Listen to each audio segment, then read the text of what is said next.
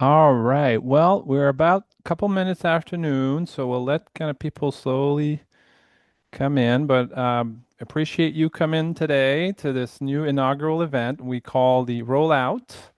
Um, I will get started on the presentation. Basil, I don't know if you can stop the. I still get the announcement when somebody wants to join the room. I don't know if I. Anyways, I'll ignore it for now. All right. Okay. So. The rollout is a new event, and the goal of this event is really to create an annual event just before the season starts. So we get excited, inspired, empowered, and connect the community together.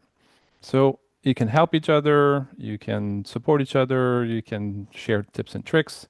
And part of this conference is a large breakout session where you get to ask questions and discuss issues and challenges and opportunities that you have and how to make the best out of it. So, on our agenda, we have setting the stage, which is what I'm doing right now. We'll have Craig Willingham. We'll talk about policy, food policy, and how that hits the pavement. We'll talk with Mike Servello about Beyond the Grant and how to build a sustainable nonprofit. We'll have a quick break. And then we'll jump right into our breakout session where right now we have five breakouts. One of the breakouts was not able to join us today, so we'll just have five. But if you had questions about operations or whatever, feel free to ask questions right in that breakout, or you can change and switch breakout depending on your interests. We'll have another breakout after that breakout, and then we'll jump into food literacy action with Dr. Namali Fernando and we'll wrap it up with what we call Let's Roll Out. And so real quick, my name is Frédéric Laforge. I'm the co-founder and CEO of the Farmer's Truck. The Farmer's Truck is a social enterprise on a mission to make fresh, accessible food in every community. This is our first truck. When we started, we took an old step van, which we retrofitted with a door and the interior and wrapped the whole thing red to make it look good. Um, This is what it looked like when we were sitting on the sidewalk selling fruits and vegetable. So in 2015, we launched our own mobile farmers market. We've learned a lot through the years, and now we try to empower others to do the same. The farmers truck is the most popular mobile market truck in North America, collectively serving over 25,000 families a week. Here's a map of some of our programs we work with. As you can see, we work quite far, and we have some people here from Hawaii today, so thanks for joining us. Quite a big network that is available today. So, some pictures of people using the truck, just to kind of give you an idea. People usually love the truck. And without further ado, I would like to invite our guest, Craig, our first guest, for the fireside chat. So my next guest has spent his career studying how cities feed their community, and more importantly, how they fail to. He's been inside city health departments. He's published research on food policy, food workers, food access. At some point, our world collided. The farmer's truck and CUNY ended up working on a green cart research program project, which sits right at the heart of why we're here today. Craig Willingham is the managing director of the CUNY Urban Food Policy Institute. Craig, welcome. Thank you. It's great to have you. Thank you for accepting the invitation. So we'll start it off with a more broad question because we have people from literally all around the world. Um, so let's start with the ground up. What is food access intervention, and why do cities and government want to invest in them? Well, food access interventions really take on a variety of approaches depending on the city. It can be anything from emergency food programs like soup kitchens, food pantries, etc. It can be initiatives to increase the amount of food retail in an urban environment. So, tax incentives, government grants, etc., that allow for the building of new supermarkets, corner stores, produce markets. It can be helping to facilitate getting more local produce into an urban area. So providing support to agricultural producers who are in, say, 100 miles radius and giving them opportunity to expand their market reach into urban areas that may be difficult for them to unlock. So there are a number of different approaches that can be taken to food access intervention. And what it really comes down to is what makes most sense for a municipality, what sort of resources are at play, what the market conditions can bear, and also timing in terms of the policy window. So it's like you're looking at the supply chain or the food supply chain, and you're trying to figure out where can we incentivize or penalize, right? The carrot or the stick, and maybe not the stick, but whatever. And how do you make it, um, affordable, accessible? How do you make it so that it's socially acceptable too, right? So tax dollars are going somewhere. How is that being spent? I'm assuming that's definitely part of the conversation. Sure, and I would say that incentives are one tool that can be used, but the spectrum is very broad. I mean, you can go all the way up to public ownership of supermarkets, public ownership of distribution centers that really put public investment in the food system foremost and doesn't really necessarily depend on incentivizing behavior and more takes the responsibility of actively shaping the environment using government resources. We will talk about the New York City grocery, I guess, project. I don't know if it's project yet, but the conversation around that, and I don't know where that's at, but that sounds like, there's pros and cons in every conversation. But I know that Toronto just literally just announced that they're going to do something similar. So a concept that, seems to be working for some places. Let's talk about the green cart.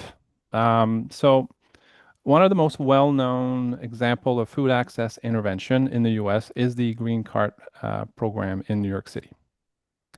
Can you walk us through what that is, and what problem is it trying to solve, what it got right so far, and maybe where it failed? Sure. So the Green Card program started almost 20 years ago, and it was an initiative that was implemented by the then Mayor Bloomberg, his administration. And it was really an effort to tap mobile food vending as a vehicle for bringing healthy foods to areas that were at that time underserved. And as part of that effort, the city decided to utilize the mechanism of the existing mobile food cart permit program, but to create a carve out of permits that were specifically targeted at vendors who would be selling produce. And with the passage of Local Law 50, it established the set aside of 1,000 permits for mobile food vendors to be able to utilize for fresh produce in specific areas that were identified as high need using what was called the Supermarkets Need Index. So, and it incorporated metrics of distance to food retail, of full service food retail environment, date, rates of diet related diseases, number of fruits and vegetables consumed per day. New York City collects a lot of this information through its Department of Health. And by bringing together all of these different metrics, they were able to identify neighborhoods in each one of the five boroughs that would be considered most beneficial for targeting for this program. And the initial funding for it was through the Loriam Tisch Illumination Fund. And they provided support for technical assistance for vendors, helping to purchase carts, providing support for staff working at the Department of Health. And they really were the engine behind getting this project off the ground. And a lot of that sort of philanthropic funding really at the time was one of the ways in which the Bloomberg administration helped to get a lot of these sort of more innovative public health food policy programs off the ground. And the Illumination Fund funded the Green Cards program for about 5 years. And they produced a documentary called the Apple Pushers that looked at the lives of mobile food cart vendors who were participating in the program. And so fast forward to 2026, and what we've seen is that mobile food vending, while, can be a very low barrier to entry for those who want to vend, there are a lot of challenges for vendors in the city, not just for green card vendors, but mobile food vending as a whole. And one of the issues with the green card program has always been being able to not only recruit vendors, but also to maintain vendors and not have such high rates of attrition. And they've never gotten to a point where all 1,000 of the permits have been used. I think the maximum has been maybe five or 600. And part of that Wow. has to do with the fact that the process of getting a permit is so protracted. It can often take years for vendors to become operational. And part of that has to do with the fact that there is a multi-step process and that you apply, then once you apply and you meet a certain threshold, you end up going on a waiting list, and that waiting list can last for years. And at some point, you get called off of the waiting list, and then you get the opportunity to fully apply to become a green card vendor. And within that, you're restricted to the specific borough that you've applied to. So you could apply for a permit for Brooklyn, Queens, the Bronx, etc. And you're restricted to these areas that have been identified as high need, which can often have high traffic areas where you can actually sustain your business, but can also be areas that it may be more difficult to be able to establish your business. And what we've found in our research over the years is that, for scenarios where vendors are able to actually succeed, the program really does what it was set out to do. It provides additional support for people who have poor access to fresh fruits and vegetables. It provides an economic engine and a low barrier to entry for entrepreneurs who want to be mobile food vendors.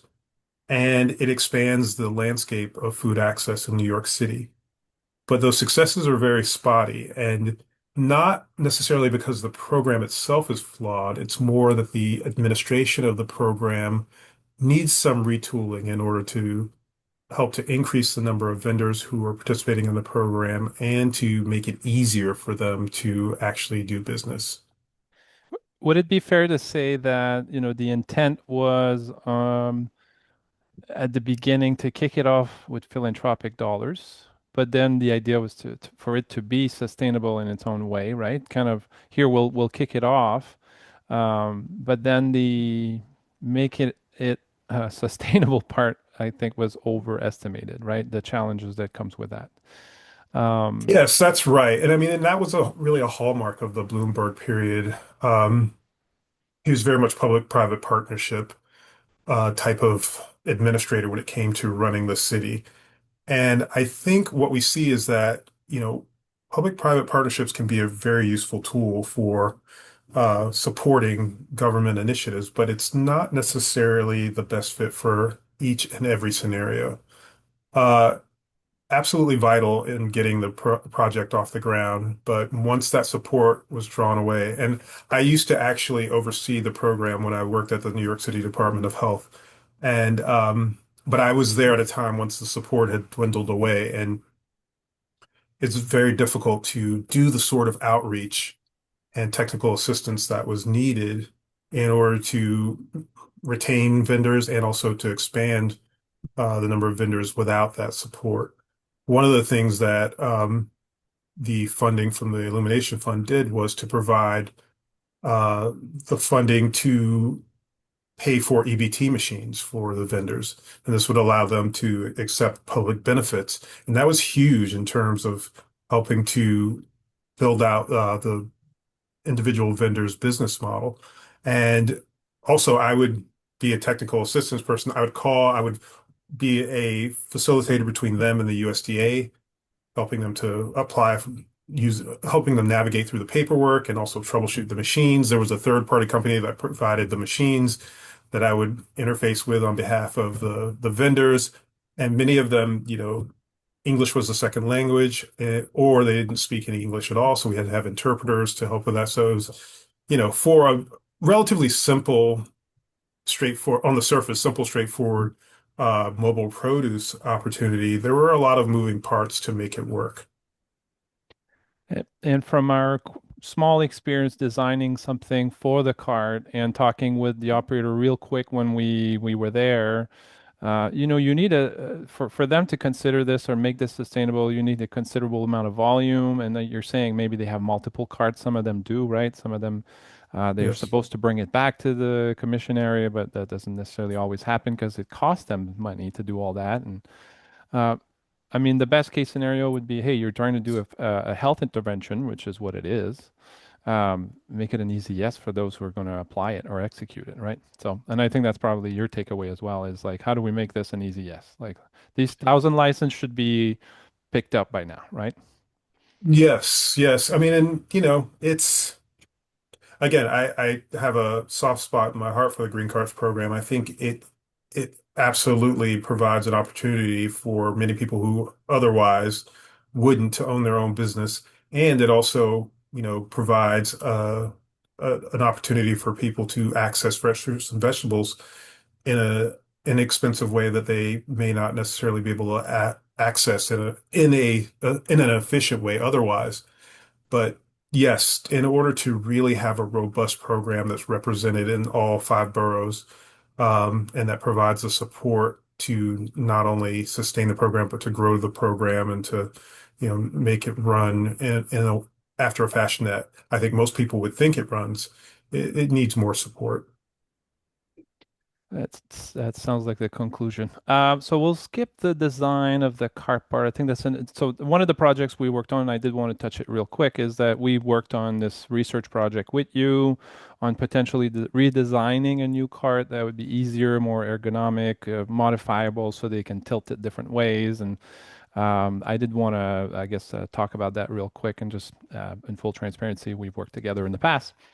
But I want to skip and go to the operators on our call today, and I want them to feel seen. So, for the operators in our audience today, running a mobile market, loading trucks at dawn, navigating permits, parking, SNAP, where do they fit in the food policy picture? And are they seen as part of the solution?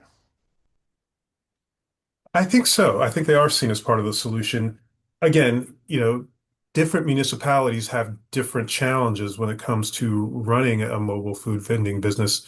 Some places the regulatory hurdle is relatively low. Others, like New York City, it's relatively high with lots of, complex and often contradictory regulations that one needs to understand how to navigate or at least have support to navigate.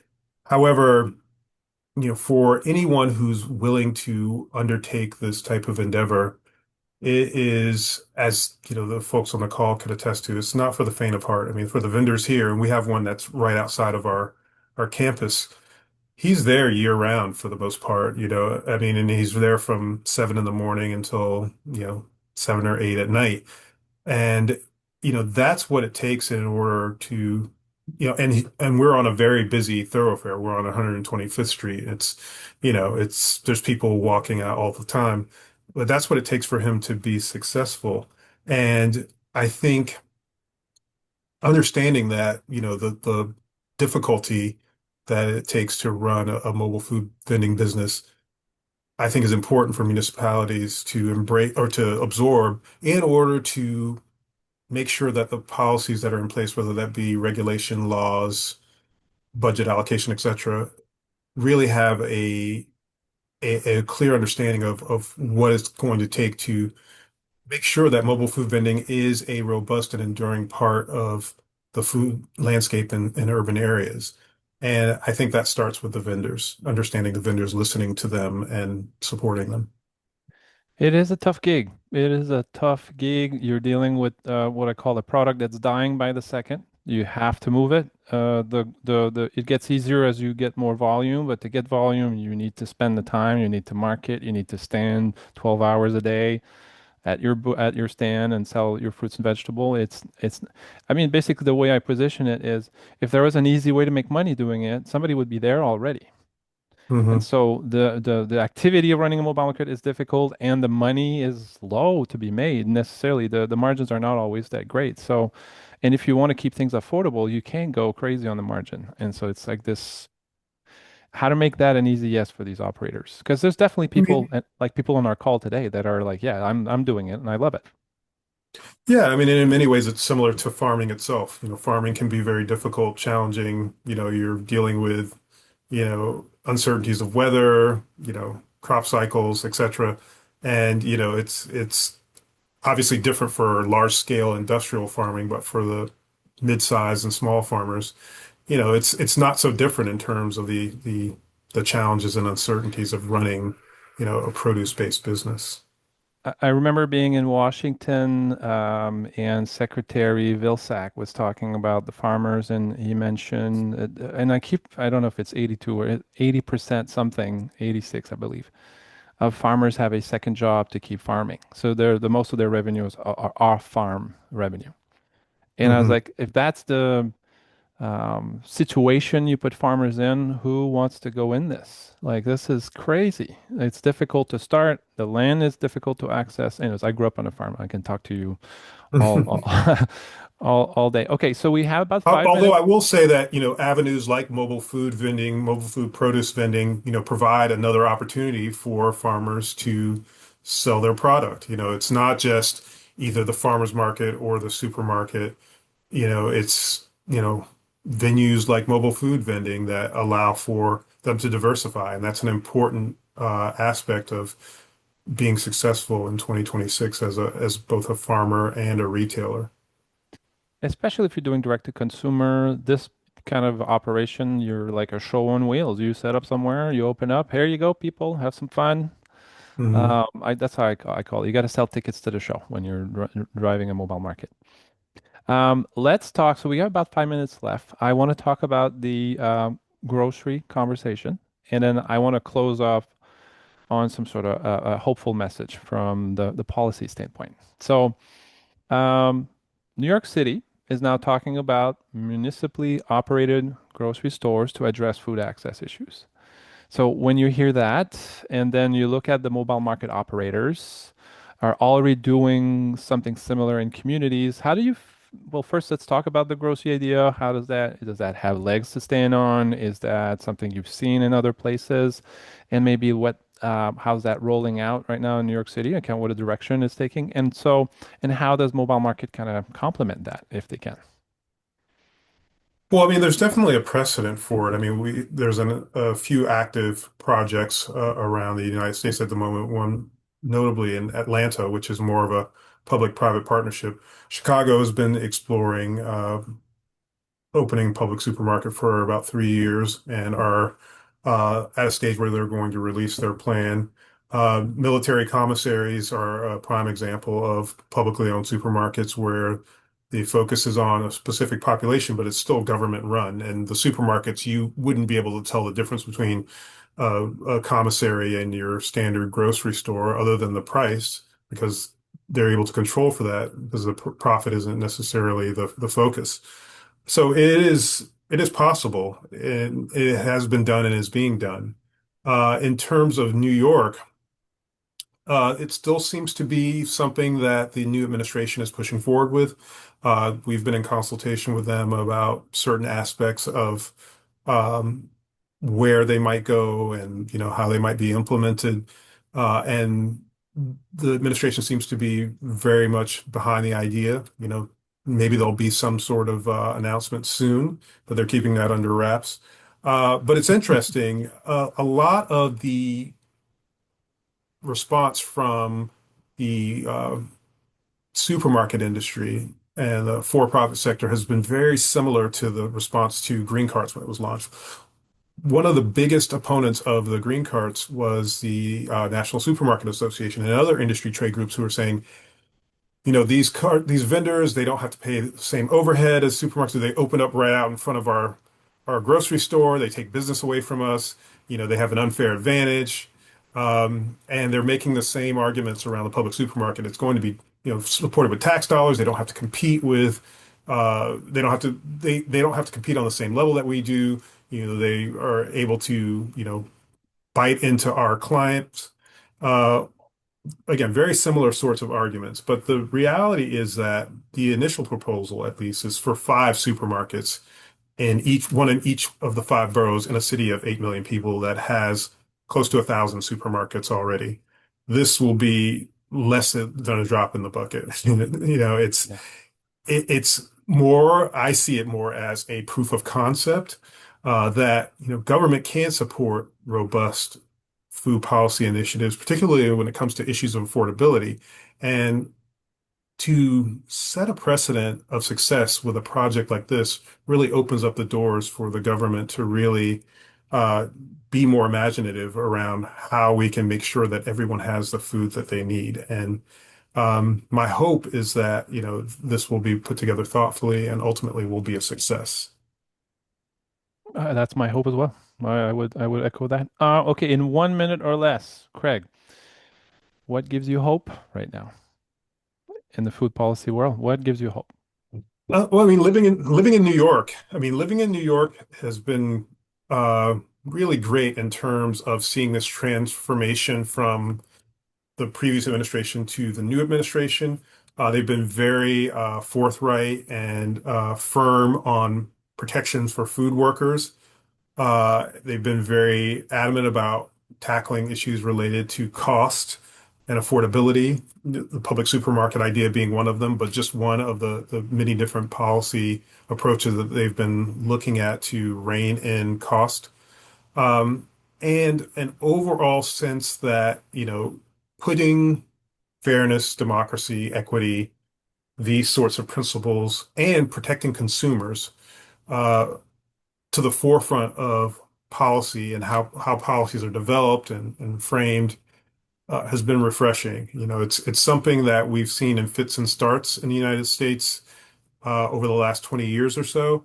But really, with Mayor Mamdani, we seem to be at a point where the largest city in the country is actually going to do some of the things that many of us who've been involved with food policy and food policy advocacy have been wanting to see for a while. We saw some examples of this during COVID on the national scale because it was an emergency, and it was a proof of concept.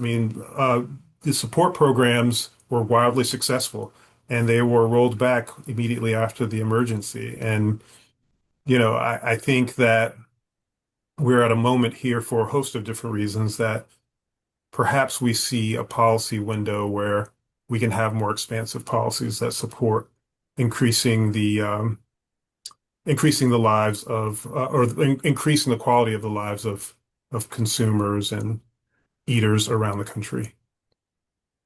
Well, I hope that we hear soon from this new project with the grocery store. It sounds like something I would love to come and visit when it's up and operational and kind of get the vibe. Craig, this is all the time we had together, so I really appreciate you coming and talking to us from your experience and everything you had to share and your knowledge. Thank you for being with us, and I will jump next to Basil. Are we ready for Mike? Thank you for Yes. having me. Anyone on the call, feel free to reach out if they have any questions or just want to chat about food policy in cities or anything related. Craig, do you want to put your info if you want in the Yeah, chat? And I'll put my email in the chat before I okay, hop off. okay. Thank you. Thanks, Craig. I appreciate you joining us. Next up, we are speaking with Mike with Beyond the Grant. So, Mike, I'll ask you to come off mute. I'm And off. there you are. And I'm just going to spotlight you. Um, Okay. Perfect. All right. Here's my awesome. And then for everyone on the call, feel free to use the chat function, the Q&A. If you have some questions to their speakers, if we have some time, we can answer them after Mike's session. Obviously, I posted the agenda in the chat there, but we have the breakout rooms. Yeah, I'll over to you, Fred. Awesome. Well, my next guest is someone quite special. Um, he looked at the traditional nonprofit model, the grant application, the donor dependency, the shrinking funding pie, and decided there had to be a better way. Mike Servello is the founder and CEO of Compassion Coalition, based in Utica, New York. For over 20 years, his organization have been serving the underprivileged with food, clothing, housing, and more. But what makes Mike's story remarkable is how he funds it through Bargain Grocery, a social enterprise he built from scratch that now sustains this entire mission. No grants, no government funding for operation, just a model that works. Mike, welcome. Thank you, Fred. Glad to be here. I just want to give a shout out. I think Craig did a magnificent job.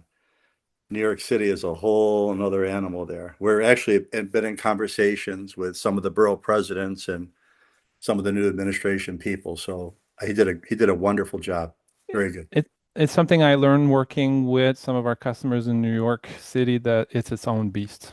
Oh, it It's is. It's totally you cross over into the city. My wife's from Queens, so I know I get it. I get it. okay, Mike, let's get it started. So we'll talk real quick. We'll open it up. We have an international audience, so we'll set the stage. Um, can you paint a picture of what Utica was when you started? What you Sure. were seeing in the community and what did the traditional nonprofit response look like at the time? Sure. Yeah, I mean, I lifelong resident of upstate New York, and at the time, we're going back now into the late 1990s. In Utica, we had a tremendous meltdown. We had one of the highest population losses of any county in the United States, and that was due to a descaling and a deindustrialization. So you had a major employer, which was a Strategic Air Command base there that closed. And there were so many peripheral companies that needed them for success. It resulted in a loss of about 8 to 10,000 jobs from that base alone. Then you had Wow. Remington Arms, they made weapons for years and years and years. General Electric, Chicago Pneumatic, meltdown. Well, with that, the population loss, there were so many empty buildings. Believe it or not, Utica had the highest arson rate in the state. 300 fires a year. 300 fires a year. 50% of the fires were considered arson. There was a popular bumper sticker back in the day that people would put on their cars. Last one out of Utica, please be sure and turn out the lights. So, just so much poverty. There was so much strain on the traditional model. You had the food pantries. There were a few older folks working out of the church basement, and they were overwhelmed. So many in need. And then what was happening? They started a refugee center in Utica, so bringing in refugees from all over the world, a lot of Bosnians. And as a pastor, we're trying to help them. And I had this strong impression: get a warehouse, fill it with food, and feed people. And I really didn't want to do that, but it was so strong.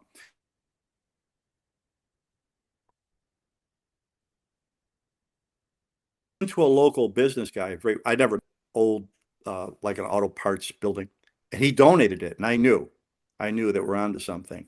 And so the mayor was a friend, the county executive was a friend. I went to them. I said, "Look, I need some help." And each one of them, they gave me small grants. So I hired a person, got a truck, went to the Walmarts and the Krogers, and they started donating the food, and we're off to the races. We started feeding people. It was a phenomenon. Well, when the second year rolled around, I called the mayor. I said, "Hey, buddy, I need that grant again." He said, "Mike, there's no money." Like, what do you mean there's no money? We got thousands of people now depending on it. I went to the county and they said the same thing. And I thought, well, now I see the need. We can't close the doors. Hmm.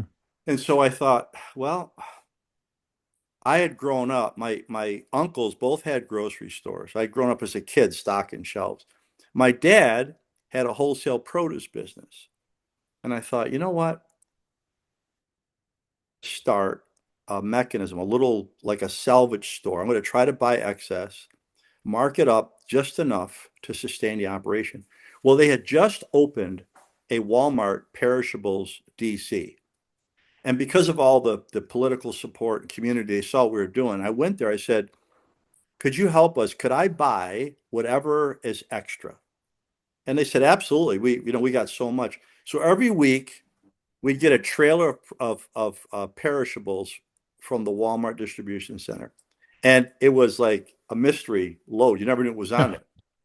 But we put it out in this little 1,200 square foot space in the front of our warehouse. And when I tell you, Fred, it was mobbed. It was mobbed. And so whatever we made, paid all the bills, and then allowed us to bring in a more truckloads of donated goods. So we started to get into What clothing and shoes and all that. can I ask, what was the nonprofit reaction of you taking something that you're given for free and selling it? Was Yeah. there, yeah, what was the pushback? Was there Well, pushback? it's been when I tell you, I mean, I'm having conversations now. I've got a call tomorrow with some folks, major movers and shakers in the grocery industry and congressional people about actually looking at changing the laws, the Good Samaritan laws, protection for the donor, and a greater tax incentive to allow quote unquote donated product to be sold under for a very low cost in certain applications. When you understand this, and I'm sure Craig is very aware, 40% of the food produced in America goes to waste. 40%, not 20, not 40%. I see it. I It's see it. crazy. It's a sin. It's wrong. There should not be hunger and poverty. And so I've sat with people from Harvard, as you know, and the University of New York, all of them, SU, RIT, Cornell. They've all come studied our model. I said, look, we stay in one lane. We focus on one lane. I don't say I know everything. I know one lane. I want to stay in the food waste. And what we focused on is we're gonna turn waste into wonder. So we're going after that, and we're able to put it out so reasonably. So like what we'll do is like just recently lettuce, as you're aware, was about $75 a case wholesale. You probably didn't have it on the trucks. That's $3 per head by the trailer load. That week, we got 2 donated trailers of perfectly good lettuce. We put 1 pallet in our store for $1 a head, and the rest it out all throughout New York State and throughout our region, New England, to food banks, partners serving the poor, serving the needy. So we do enough to sustain the operation, and then whatever is extra funds the Compassion Coalition piece, which last year we gave away. Now this is all new, so new shoes, new clothing, personal hygiene products, diapers, you name it. Uh, Furniture. Furniture is not always new; it comes from Costco, but we gave away 80 to $100 million in product with no help.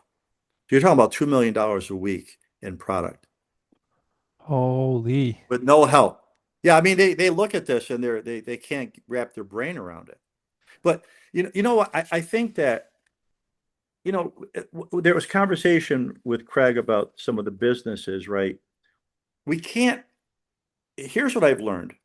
American business, and I can't speak for Canada, but American business, the most generous in the world. I found they're amazing. We got a company in the Mohawk Valley called Chobani. I don't know if you Yeah. familiar with them, Chobani yogurt.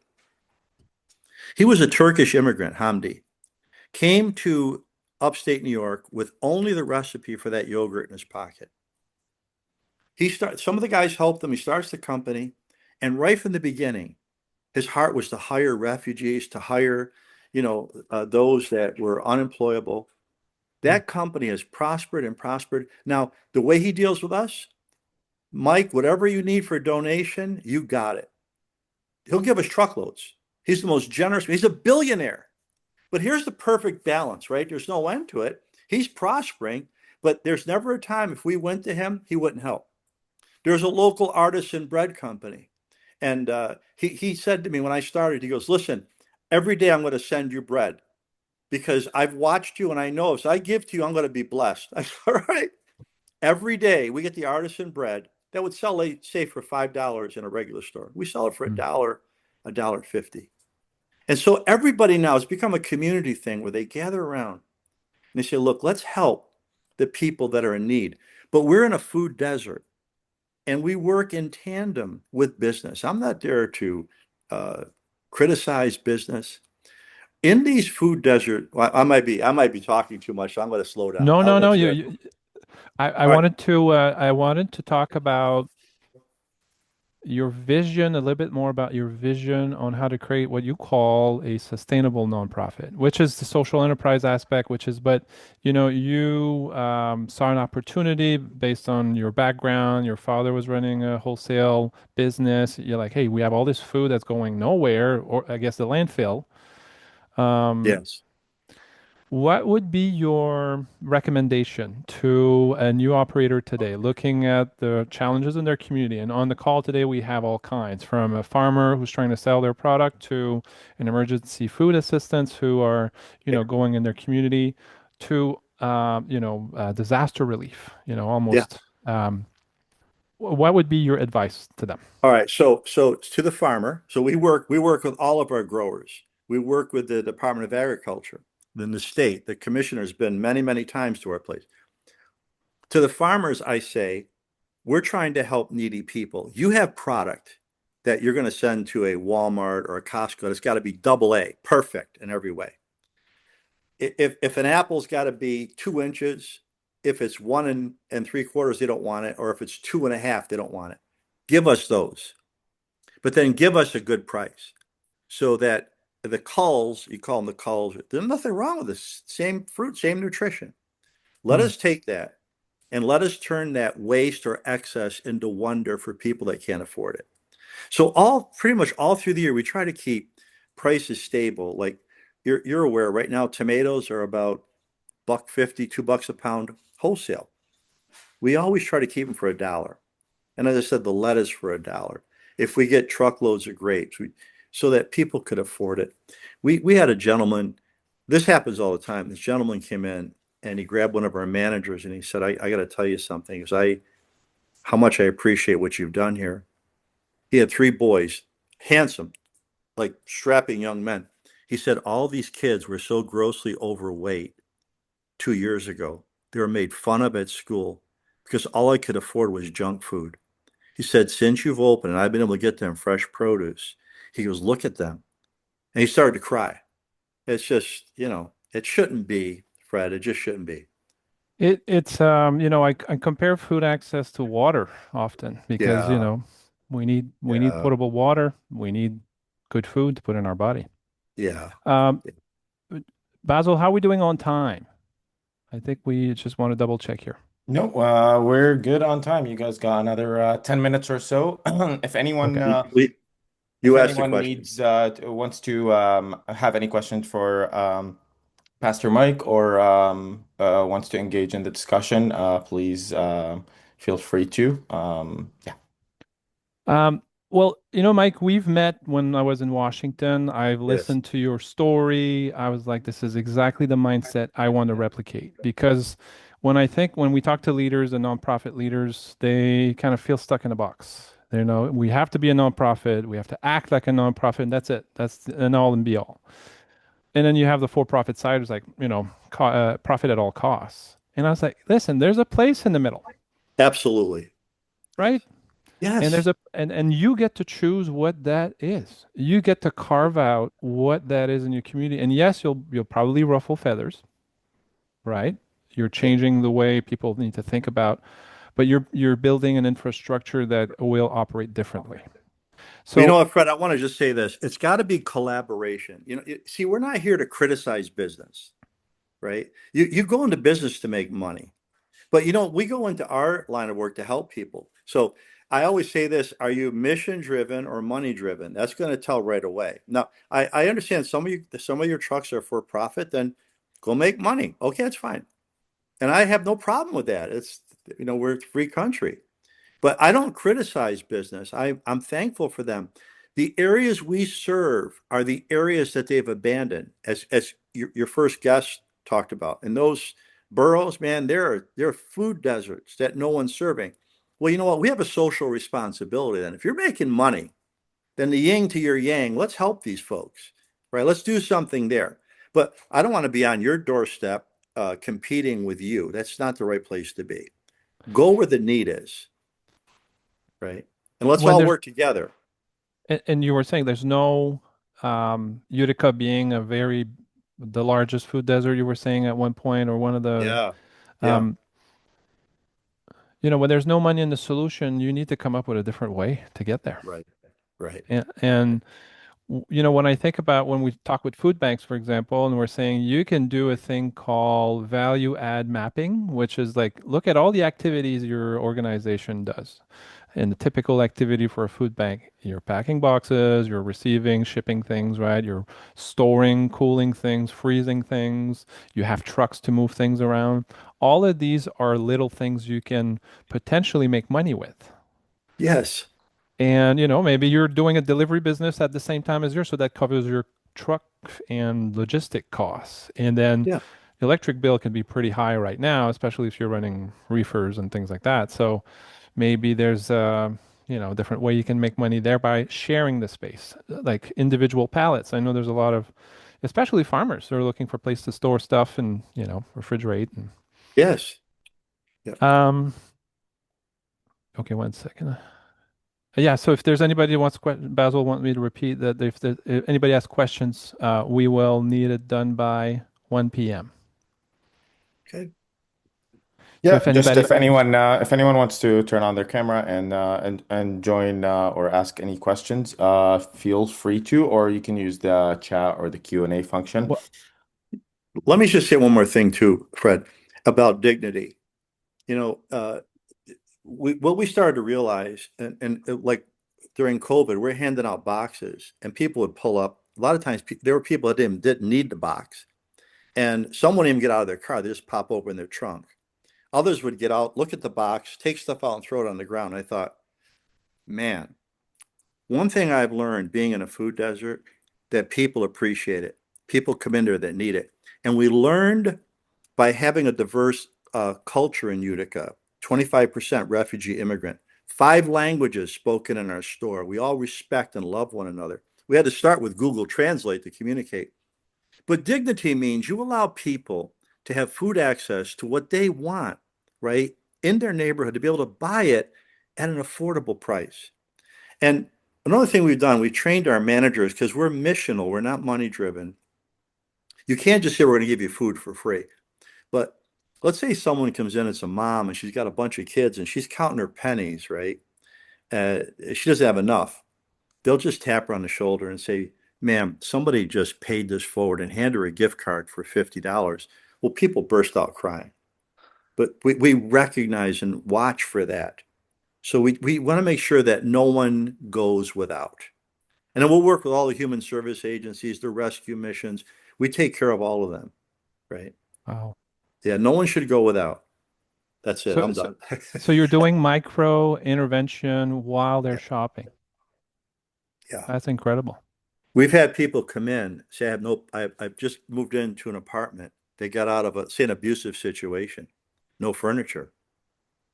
We'll send the truck that day. If we have it, we'll put furniture in there and we'll stock their shelves with food. That's all the byproduct. But that's what not-for-profit should do. I'm not saying everybody should do that. That's what we're doing, right? But you could take these mobile markets into underserved areas. You could go into the produce markets, buy up some of that stuff that's they're overstocked with, make your money, go in there and serve these folks, make it affordable to them, right? It's a win-win.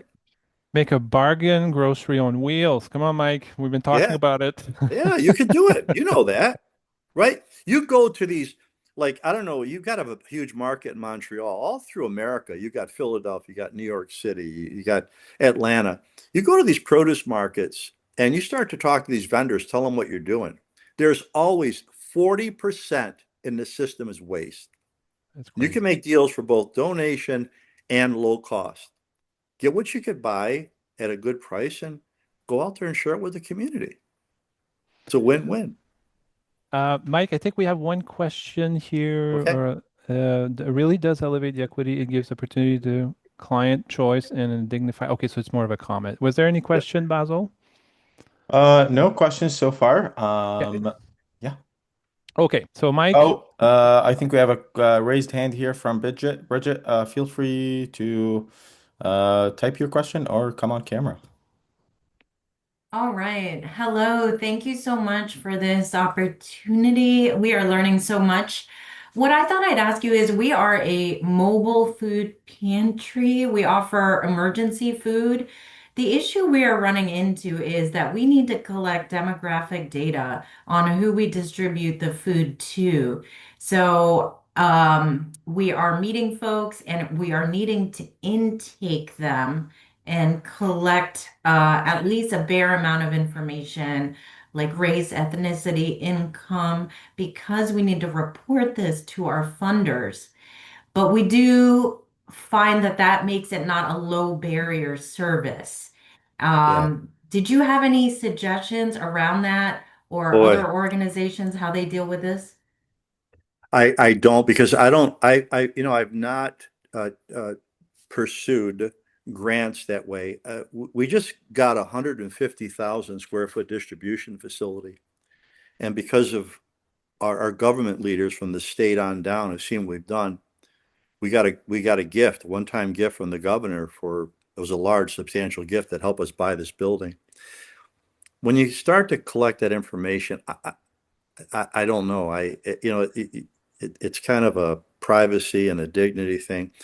I think it should be enough by you going by like what you're saying is you're supplying emergency relief, right? Assistance for people in need. I think if you went into those food desert areas, that should be enough for your donors, I would say, but I can't speak intelligently to it. I know you have to do what you have to do. there's definitely an argument to be made that when there is a lack of dignity, then a lot less people participate. And Well, yeah, right. Cornell was there with us for a week and studied our model, and they found that people that went to food banks only got less than 20% of what they needed from a food bank, number one. Number two, I was shocked at this. $100 cart in our store was equivalent to over 400 anywhere else. Hmm. Yeah. So people will respond to this. What you're doing, they'll respond. People want a regular bus experience, not a special bus experience. Right. That's Right. how the best way to, Right. to put, so there's always waste, and the funder wants what the funder wants. That's the money you need to work. So Right. if you're going to continue being dependent on those funders, then you play along, I guess. But if you want to convince them other way, then you can look at the interventions that were done for example, food is medicine interventions Yes. that maybe get less than 50% of the vouchers they give out to be redeemed. And you're like, hey, this is free food vouchers being given out for this health intervention, and half of the people don't redeem them. It sounds to me like that's not a great intervention, you know? Yeah. And Yeah. so maybe you can make the argument that dignity is part of the intervention. And I think Oh, too, that's invite them to helpful. come along with you. Invite them to come along and participate in one of your giveaways, and they'd be touched right away. Hmm. Eh, Thank you. That is really helpful because we have about a 50% show rate and we are giving out free food. And we wonder if it is some of the barriers that we have built around Yeah. the intervention. Hmm. Oh, and God we also bless you for what you're doing, though. That's wonderful what you're doing. And we do have a tool that I'll talk about, the map tool that could help you because we have the food desert layer in there, so you can see where Good. you park and you can show them, hey, I'm parking in a USDA food desert. So I'll talk about it towards the end. Fred, let me just say two more things. I think that there's strength in numbers for all your folks that with the trucks and the food bank.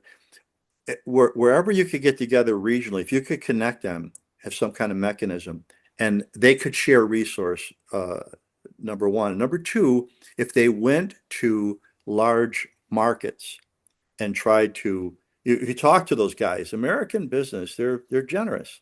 Tell them what you're doing, what you're trying to do, and see what's available. And I think they could be very sustainable. And Mike, I think you're on the phone a lot too, right? With the orders and trying to figure, Hey, that's the game, right? yeah, I So am. you have to build your network. You Yeah, ask for an introduction sometimes can go a long way, right? So yeah. kind of go through your Well, now Rolodex. with our new warehouse, 150,000 square feet, we got 30,000 refrigerated, but we could triple stack, so that's almost 100,000, and we got 30,000 frozen, so 100,000 frozen triple stacked. We're getting trailer loads of product. It's yeah. I'd like to testify before Congress because I'm telling you, I think food is something they should be able to come together on, Republican and Democrat, independent, and start to address it in these food deserts. Yeah. There is a bill right now that I forget the name of it, but basically they're trying to say that 10% would be a federal application. 10% of mobile market operations would be covered through that bill. And hey, listen, more for the support, right? At the end of the day, that's okay. Uh, Mike, thank you for your time. I Brett, really, thank you for having me. Thank you uh, for having me. Thank you thank for you. what you're doing. Thank you Well, I for was doing going to say this. thank you for what you're doing because Yeah. what you're Yeah. doing is showing the way that, there's different ways to fix a problem. We're all staring Yes, at the problem, but we can tackle it differently. So absolutely. All right, appreciate your my time. friend. The best. Thank you. Bye bye. Bye bye. Okay, Basil, I'll put up my screen. So we're going to do a little break, 10-minute break. Yeah, but before we do that, I'll just do this really quick. So for everyone on the call, I'm going to be launching the